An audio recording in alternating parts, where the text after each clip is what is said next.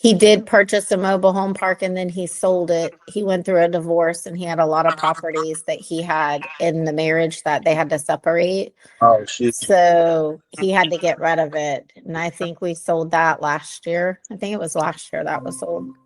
Uh, So nice. how is real estate going for you? It's all right. It's getting back there. I haven't been an agent in like almost 10 years, so this is like all it's a little different of a process, and so I'm adjusting to that. But as far as like the investor stuff, it's okay. We just raised a little bit of we just raised like a couple investors who just straight liquid, so we don't have to really mess with any kind of hard money or private money and points and all sorts of stuff. They're just ready. They're on the sideline and ready to kind of fund stuff. So it saves us a lot of money and means we're able to do better deals. Right. How is the investment side of that going? It's good. I just got to find more deals. We have two under contract, like two off market opportunities under contract, and that will probably be okay. Well, one would be really good flipping, and the other one would be, I don't know. We'll have to figure that one out. Or we have to figure out a short payoff with the bank, and I think we'll be okay on that one. Yeah, those short sales are hard. Mm-hmm.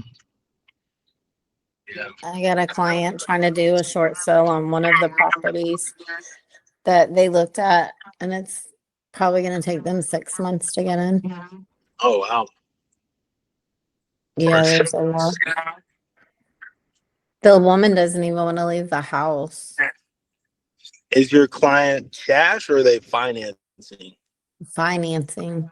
Okay, because I think that's the part that really drags them out when the buyer wants to buy, and then the lender that has the note, the underperforming note. And we'll hop on and start it. Good morning.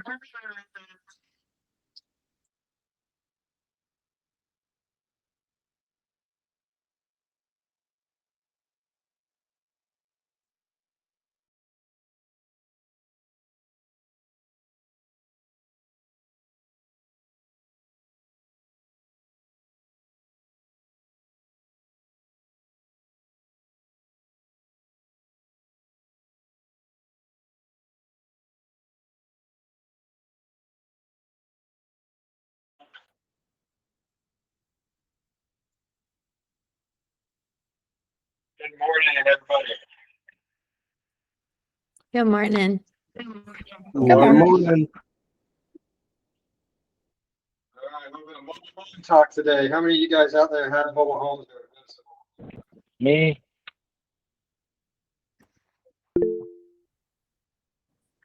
I have right. a mobile home So that this, she's wanting to list. all right. Well, this will help you on that side too. So you can figure that out with that. And I'll help guide you through that with that also. If you guys ever have mobile homes and it's your first time dealing with them, please call like me or Matt, Caitlin, and then text us out there, call your team lead, and same with Ohio, but I don't see a lot of mobile homes out there where we're at in Texas and Ohio. Right. All right, we'll go ahead and get started. When we're talking about mobile homes, manufactured homes, those type of things where you own, but it's not lot rent, you own the land, right? So it's a real property. One of the most important things is if it's a cash buyer, fine, right? Just advise them of all these inspections that you would still do just to make sure that it's, attached to the ground properly and moving forward. But with any financing, it used to be if it was conventional, it was a little bit easier. But now, if it's conventional, FHA, VA, USDA, all of the above, they're normally going to ask, and always that I've seen with the special financing now, an engineering report. So what that entails is the engineering report is checking how the home is properly attached to the ground, making sure those straps are, not rotted. Make sure there's enough straps that it will stay to the ground during strong winds. and either that flooding hasn't removed any of those straps. So that's what they call an engineering report. So everyone is going to need that, and we have inspectors that do that. That will tie those in with their inspection for a cheaper price. But if they're not going to, and if they want to do it after inspection period or after inspection and then after appraisal when they get there, because the appraiser is going to ask, it can cost up to $800 just for that one inspection. We have some inspectors that bundle them together for I think it's $650 for the full home inspection and engineering report. So when you get them, let us know. So you kind of educate your buyers on that part, right? And hey, we know it's a little cheaper, but there is some more upfront costs. We have to make sure this mobile home and manufactured homes are attached to the ground properly. Any questions with engineering reports before I go deeper into those? Yes, for the engineering reports, is that based? So that's every single mobile home, no matter the year, they're going to do an engineering report. Or they're going to need one. Even on new ones that are just placed, they're going to probably ask for that engineering report because they're going to have to make sure it was attached properly to the ground. Now, the builder or the installer should have that report for you. And sometimes they make it, if it's left over 2 years old, they're going to have you do a new one because who knows what happens in 2 years, right? So that's regardless if it's already been retired to the land and everything. Well, it needs to be retired to the land, right? And that's going to happen at closing if it's not already. Retired to the land, guys, that means it's attached to the property. You know, it's real property with the property. It's not a lot lease or it's not a mobile home just sitting on there that can be moved. It's been retired to the land. And then go back to that retiring of the land. We'll go back to that in a minute with that part. So did that answer your question, Danny? With who needs it with all of them? Okay, so regardless if it's already been retired, they'll still need the engineering report. Yes. Okay, 10-4. I have not seen one in the past year or two that has not. Conventional, we used to be able to get away with not having one if it was a certain age or less. But I would always advise your clients they're going to need it now because they don't want any like, hey, what is this extra fee? Right now, they have an engineering report on these new constructions or newly installed. They will provide it. You don't have to pay that. But so back to the engineering report. So also when you're getting these, make sure you're using a lender. And our preferred guys, you know, like Ridgeview Mortgage, Rochelle here locally, and you guys can use them, all of them anywhere from the state of Florida. You can use these guys. They've done mobile homes and lots of them. Make sure you're using a lender that does mobile homes. If not, you're going to run into a lot of issues or potential issues or a lot of extra stress on yourself because they don't know how to deal with them. Especially if that lender says, yeah, no, we don't need an engineering report. You're like, are you sure? You better double check, right? And if they're really adamant about using that lender, you need to really talk with that lender and tell them to really look through all their guidelines and double check. I had one that was telling me blue to the face that they didn't need it. And then a week later, they needed the engineering report. Oh, I didn't see that part of the guidelines. Yeah, we need to have it because now they send it to underwriting, right? Now that they send it to underwriting, underwriters asking for it. Like, well, we don't need it. Underwriter didn't ask for it. Underwriter didn't know about the mobile home, right? What it was. Now they know. So now my buyer, and I reminded my buyers, I told you, you know, get a second opinion.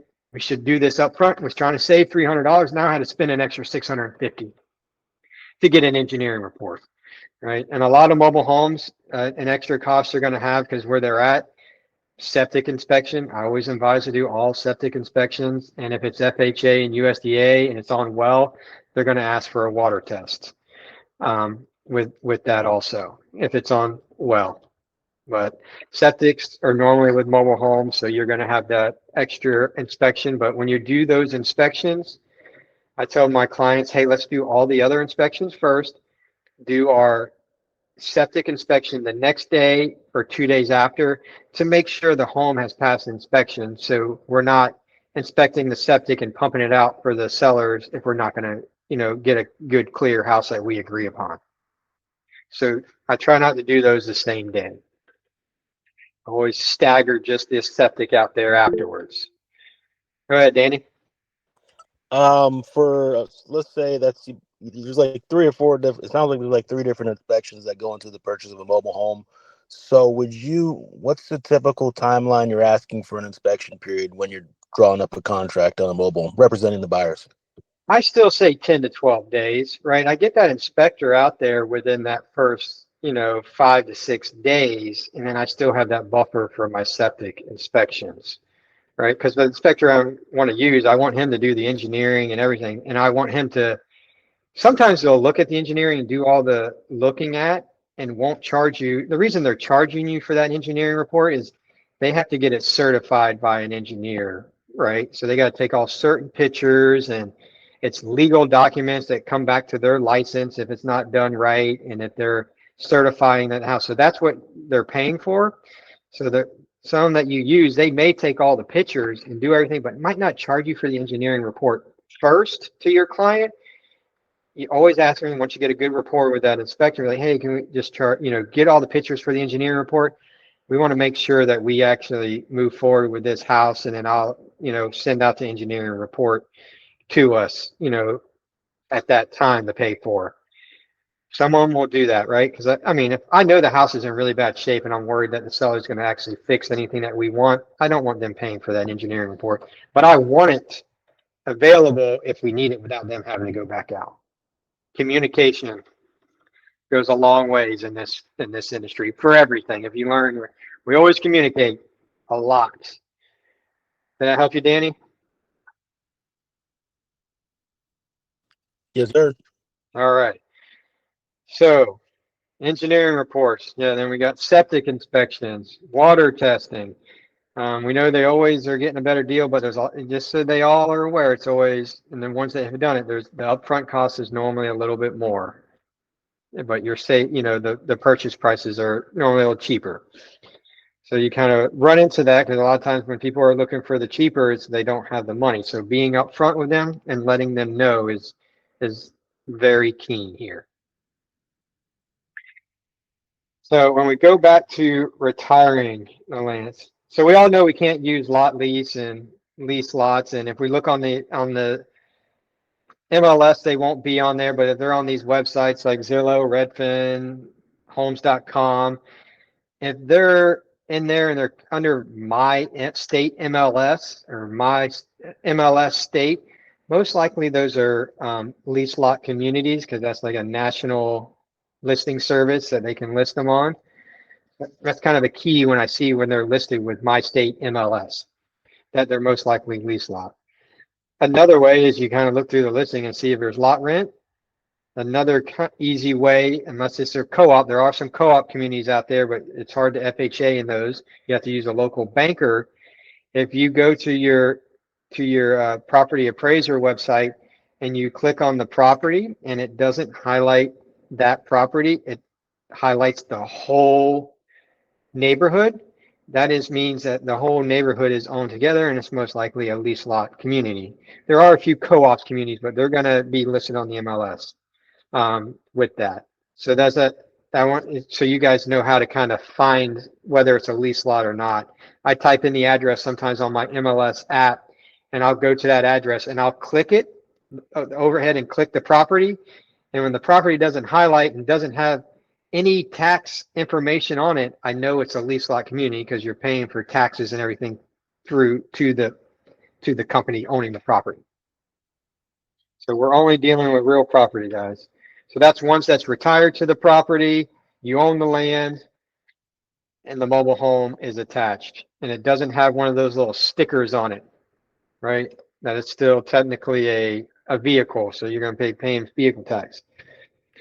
So when we go back, and another thing you need to look at, talking about retiring to the lands, if the mobile home has been attached to one property before and then moved to this new property, financing is going to be very, very difficult. You're going to have special financing if it's been moved from, it can only be moved once for most financing. And when they move once, it's from the factory to its destination, not from its first destination to another property, right? So when some people are like, oh, it can be moved once. Yeah, from the factory to there. Now, there is one caveat to this, and one way to finance a mobile home that has been moved, besides special financing, is a VA lending.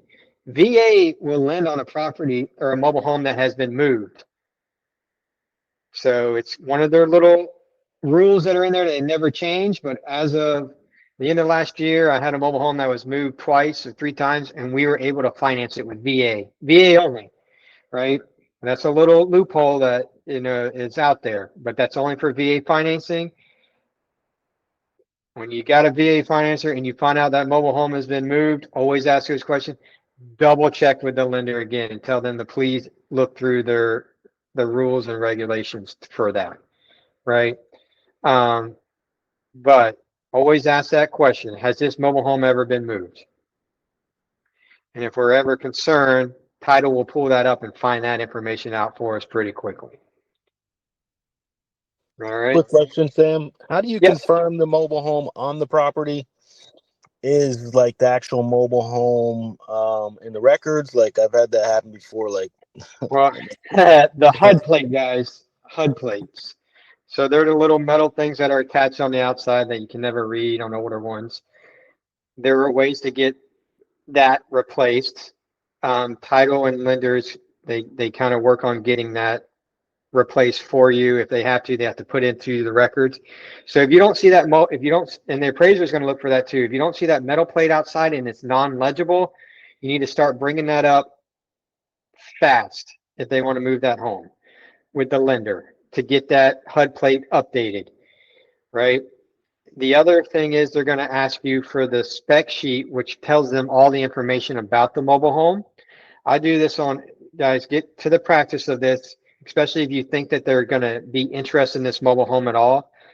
There is a 8 by 8.5 by 11.5, whatever, 8 by 11. It looks like a regular size piece of paper that is stuck to either the inside cabinet under the kitchen or in the pantry. I've seen it in the cabinets in the master bathroom where the water heater's at, or in the master closet. It's just a paper and it tells them all the information about that mobile home that they need to have. So take a picture of that because you're going to need that for your lender. So I take a picture of everyone that I ever go to and people are interested in that mobile home at all, because that proves what the mobile home is, how it was made, what wind factors it was built for, when it was, what location it was manufactured, and who the builders were. So make sure you take a picture of that. And if you can't find it, ask the listing agent if they have it. And if you're the listing agent, ask them if they have it and know where it's at, or say, hey, did you remodel this place? And they're like, yeah. What happened to that piece of paper? You're going to have to find a way to reorder it and get it replaced. And that might take a little bit of time, but you're going to need it there for financing. thank Any you. questions on? Yeah.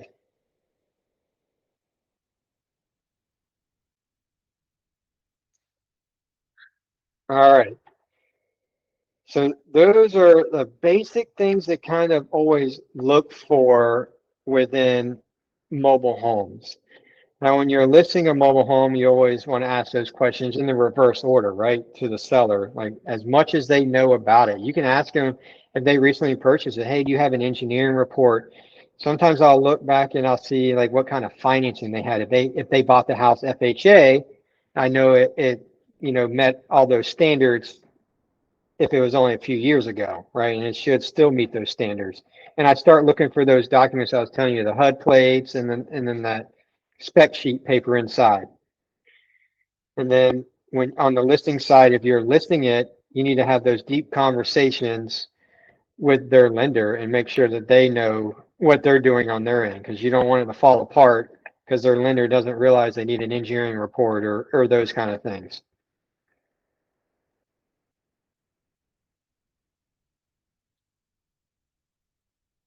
Any questions? All right, so you guys that have done mobile homes, have you had any hiccups or any issues in the past with them that you'd like to share that I may not have brought up? Yeah, I had a seller who wanted to sell a mobile home, and then the lot was not the mobile home in the records. Another seller who wanted to sell a mobile home, and this is a cash transaction, and the mobile home actually still showed a debt for who the original mortgagee was back in like 1996, and title was unable to locate that bank or whoever, and that one just kind of died in title. They weren't really able to clear that mobile home on the lot. It was weird Title. situation. They should. Did they get attorneys are involved or anything? That's where they need to start getting more. Title should get attorneys, because there should be a way to reach out and you give certified letters and time frames on that to reconcile. And if it's not, and they can prove that they've attempted in a timely manner, whatever that manner is for title at that point, you should have been able to clear it, because they can't. There's ways to reconcile those. Mhm. Who was the title company and what ended up? So they just said they couldn't do it and just didn't. This was like a situation where someone had brought a deal to me, so I didn't really have control over who the title Yeah. company was, like how they were pursue it. So I just didn't really have that type of front end control. But yeah, it's my understanding that if they were to choose to hire an attorney, which would have been like a couple $1,000s, then yeah, there was a way to kind of clear it, but I didn't really have that control or timeline. Yeah, I would have had the seller clear it out if they really want to sell it, right? That's on them. Yeah, they went with a buyer who I guess realized. I think realized that they could they could do it themselves and on their own timeline. So they kind of went with that buyer. Okay. Well, they eventually got it taken care of. But yeah, this can happen with guys. The one he said about past debts, that could probably happen, with any property at that point, right? If or title company prior to them if they did a quick claim deed or something a few times, you're not getting clear title, right? And then time someone tries to get clear title, it could have already passed hands a few different times. And there's a lot of Exactly. They got this one in like a tax auction. This was like in Pasco County. They bought it in a tax auction like 2002 or something. Yeah, so they get clear title or anything, and they're the ones that's supposed to suffice all liens and taxes and everything, and they just never did. Sounds like. And the first one, I didn't hear you. You were breaking up. The first one was, I think, one that had been moved and also like not properly recorded or something like that. Like title was unable to confirm where the original unit that we thought we were purchasing was, and like they couldn't really. This was a couple years back, so I didn't really know exactly how to handle it. But basically, what I thought I was buying wasn't what I was going to be buying. Yes, so there's a lot of, that's why we do these clear titles and everything. There's a lot of people that try to push and shove stuff under rugs, and they're trying to have you do things. Don't, guys, advise your clients to do that, right? Like, oh, just sign the affidavit. No, we need to know facts. If not, yeah, they may get it through on this one, but whenever they go to sell it again in the future, they're going to have an issue because they didn't have clear title. Exactly. So even cash buyers, I advise them, hey, you need to get clear title. I know the auction properties and all those, they don't, but they're also hopefully getting a great deal on it, that they're doing their due diligence, right? And finding out all these liens that they're going to have to pay off if they want to resell. All right. Anyone else have any mobile home horror stories? Sarah, you said you sold one. Any issues with yours? No, I didn't sell one. I'm working with someone that's trying to put one on vacant land. Oh, so they already have vacant land. Okay. Or they're going to buy vacant land and then put one on? Yeah, they're looking for vacant land to put one on. Okay. Well, that's because whoever they hired to do that, they're probably going to buy a new one. But if they buy a used one and move it from another property to there, they're going to have problems reselling it unless it's a cash buyer or a VA at this time. So, but if they get a new one put on, they're going to be getting all the engineers' reports and all the inspectors and everything done properly. They may have to have a well and septic added though, depends on their location. Sam, I had one that was kind of, I think it actually was like my second one. The front and back porch were not freestanding and they were attached to the mobile home. And Yes. we had the engineering report, and of course they the buyer decided to go ahead and make those repairs before we could ever close. He paid $2,600 to have both of these be freestanding before we could close on it because it was a finance deal. He really wanted the land. It was like 3 acres. Yeah. So the mobile home wasn't that important to him, but he knew he had to fix it in order to get it financed. So what she's talking about within these engineering reports, anything that is attached to the mobile home needs to withstand the wind and also get an engineering report, whether it's a porch, which those need to be attached properly, right, and mounted to the ground, or stair casings, like she said. A lot of the staircases now you'll see they attach them with the same kind of tie downs to the ground to the mobile home. Now, if it's not attached to the mobile home, it does not matter.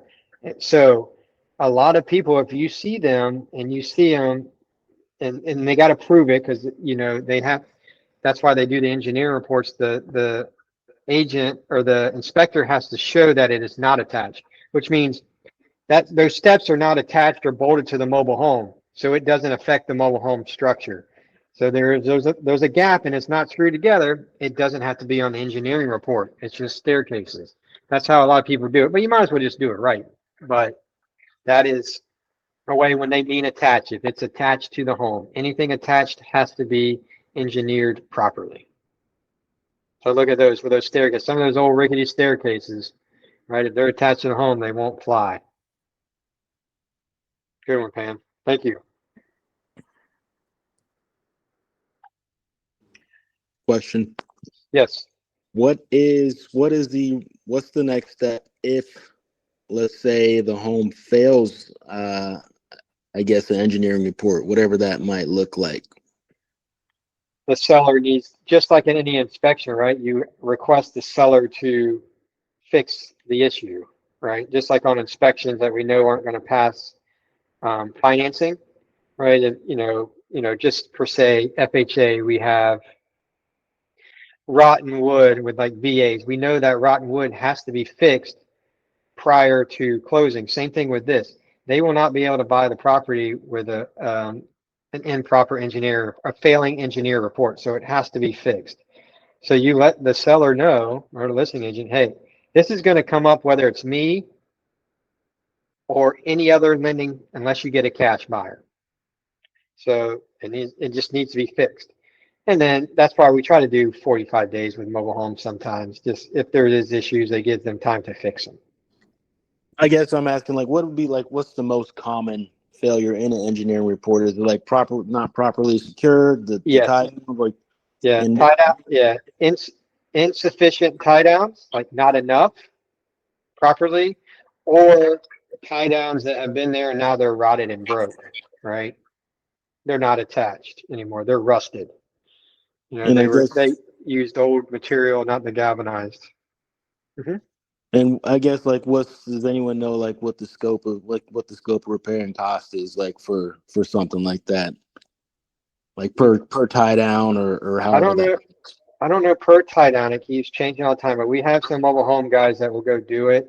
And I think the engineering that I have, he knows a bunch, and I think he has a crew that will do it. I've seen them cost like $500 to do a couple, and I've seen it being a couple $1,000 people charge.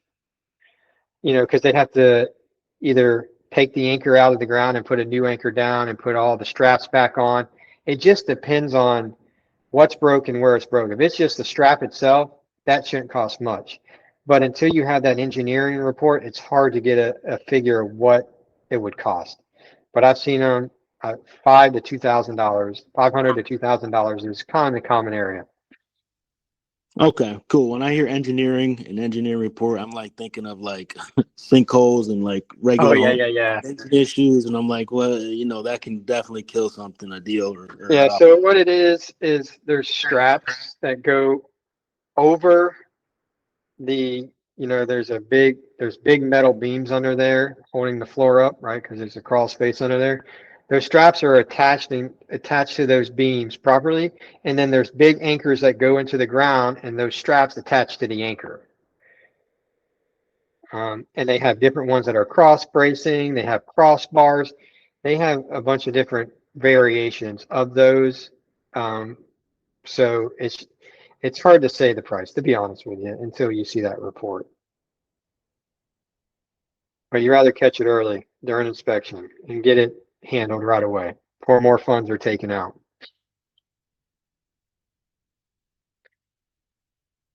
All right, have any more questions there? I know I saw Eric hop on, but he ain't on here anymore. I wanted to see what kind of, if he's ran anything with mobile homes back when he used to live here in Florida, and see if there's anything in Texas for him. Let me see if he's out there.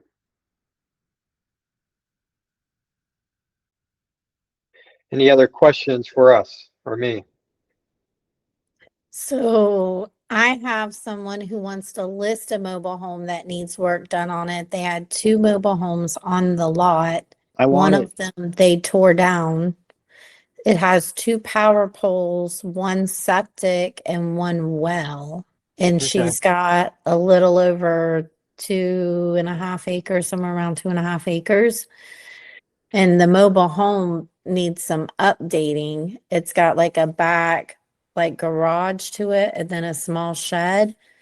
And she's like contemplating whether or not if she should just sell it as is and not mess with it at all. There's like a pile of debris that needs to be removed. me. I would probably clean up that debris.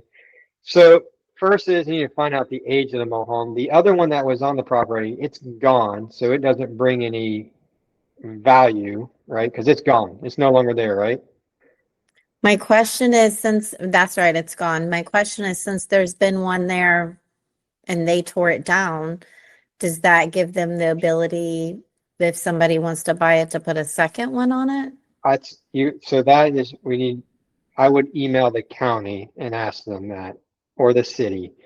So what you do is say, hey, there used to be a pre-existing mobile home here. Is it still grandfathered in where I can have 2 mobile homes on this property? Or did they have to take the other one off to get this one on, but they gave them time?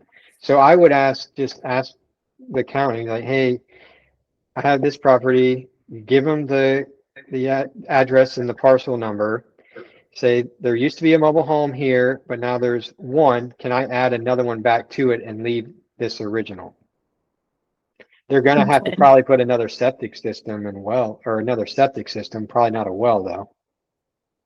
Yeah, I 'Cause was there's only wondering. one, there's only one septic system. It probably won't pertain to 2 houses. That's again up to the health department, right? If they think the septic Okay. system is big enough to withstand 2 homes and they build it big enough, then they'll allow it. Right. I have another question. Since it hasn't been lived in since our father passed away, which was about 1.5 years ago, when the septic inspection, we're gonna need power on the property for that? Septic inspection, it depends on the septic system. If it's gravity fed without any, you'll see an alarm system, that means it needs power, right?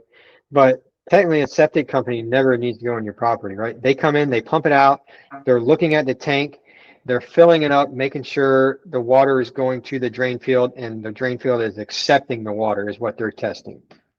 So technically probably not power, but I would turn power, you're probably going to need power for all the other inspections.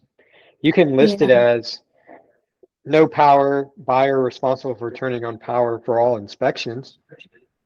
but then they're going to get mostly cash deals and things like that, not the highest value. So we just need to find out what her ultimate goal is, right? Does she just want to get out from under it, get it gone and no more worries? Or is she trying to get highest and best value? We need to do some fixing up and cleaning up and have it presentable.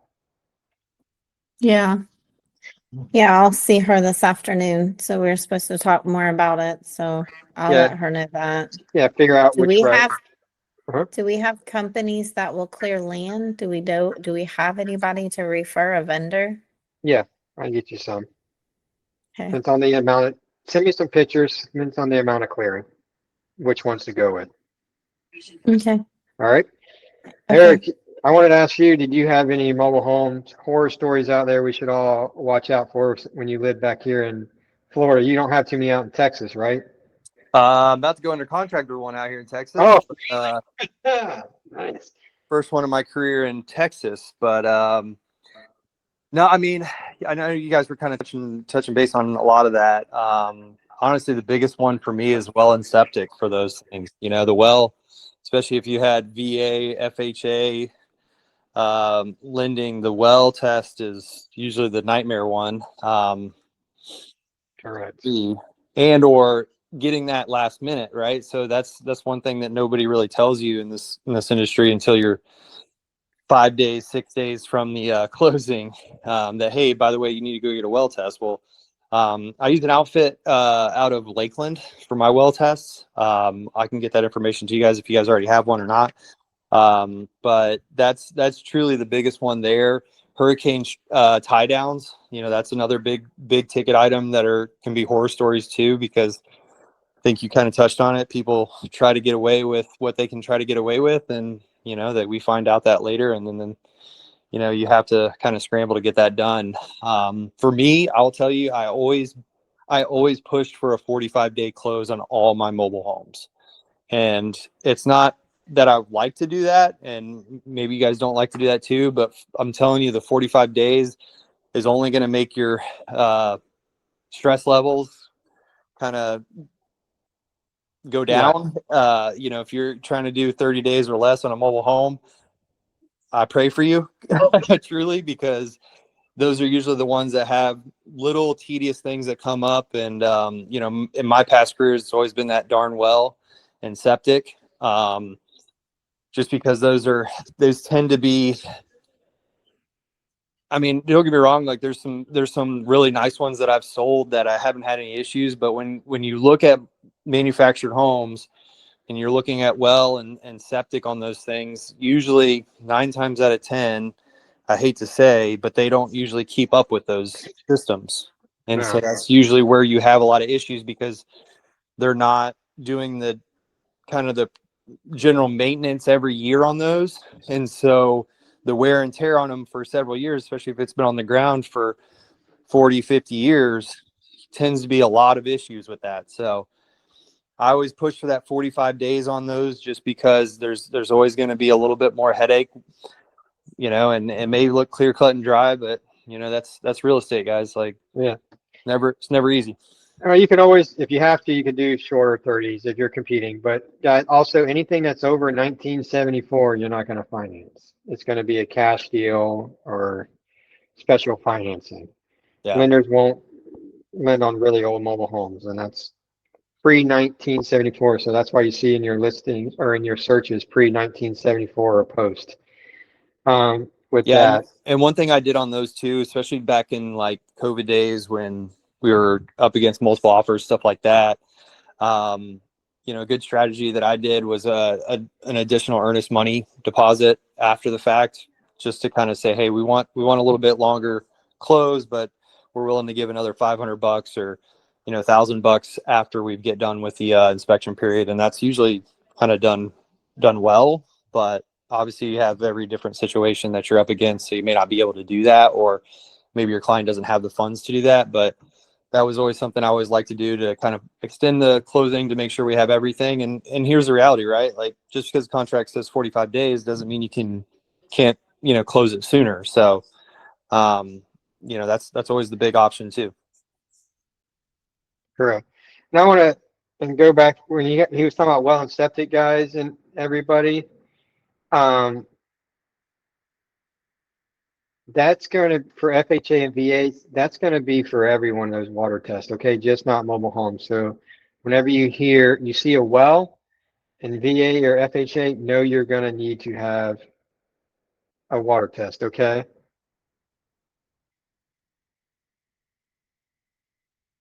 Just, on that, just not for mobile homes that we're talking about today. I know we're talking about. Yeah. So, all right. Any other questions for us, guys, on mobile homes? And I'll let you get out. It's a little pop-up meeting here. Hope this was all helpful for everyone with that. But any other questions out there for us before we get going?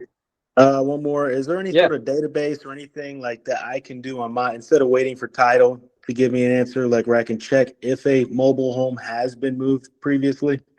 I don't know of any specific databases, honestly. I would get title on it a little quicker.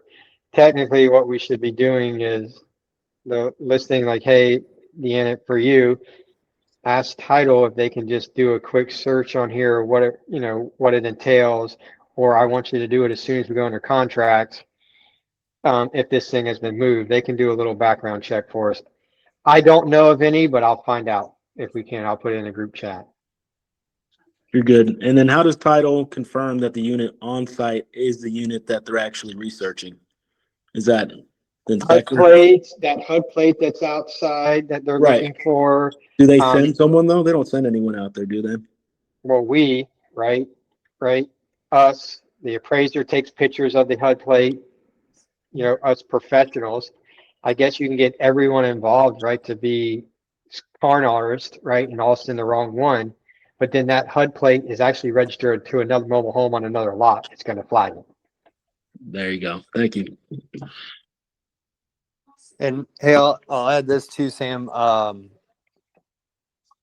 know I don't know what it is, but I know a lot of the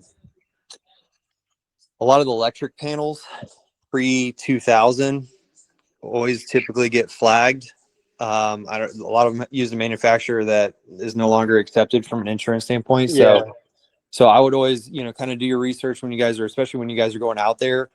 It's very, very common on manufactured homes. I'm not saying everything, but it's very common that they have, electrical panels that are no longer insurable, or you're going to have a lot of issues getting it insured. So, Yeah, those are the same ones that you guys need to look for all houses, just like the polybutylene pipe, common in mobile homes, but they're on every house. There's a whole neighborhood out here in Orlando area that was built in the early 2000s. Block homes, every house in there had polybutylene. Yep. That was actually a neighborhood in Tampa that I lived in. They all had That to be one too. replaced with PEX, There was one over by Orlando. Yeah. So yeah, those are the common things. These are like kind of things we're talking about, just mobile home specific. But yeah, those panels are very important. Same thing with the plumbing. They're more common in these mobile homes. Sometimes still look for them just on them and every other house also. Yeah. I mean, all this applies, right? It's all real estate, but I mean, specifically to mobile homes, you just kind of keep an eye on that when you go out.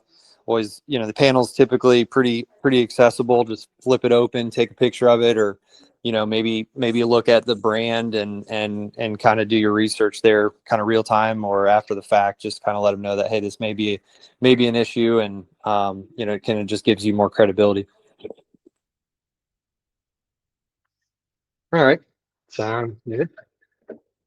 All right, guys. Any other questions?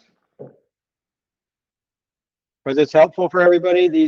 We're going to start doing more of these throughout the months, different topics, specialty topics. Very helpful. Thank you. Good. Yeah, I like this. Thank you. Yes, ma'am. All right, go get them, guys. We'll talk to you later.